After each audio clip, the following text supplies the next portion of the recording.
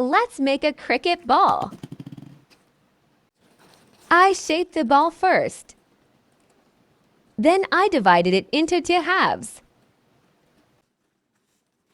Now I will make the stitching lines. First, I will make 2 similar lines in the middle. If you find this hard, you can draw it using a marker. Now I will make the next lines. Woof! Finally done! We need a cricket bat now. Now for the cricket bat. For this, I used the barbecue stick. I cut it to get the length I wanted. I spread the clay on it. I made it flat from one side and nooked from the other side.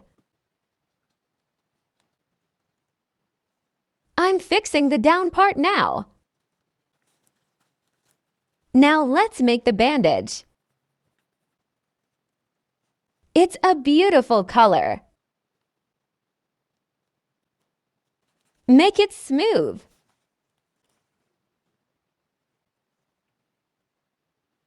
I added some lines to make it more realistic. It's ready. Did you like it?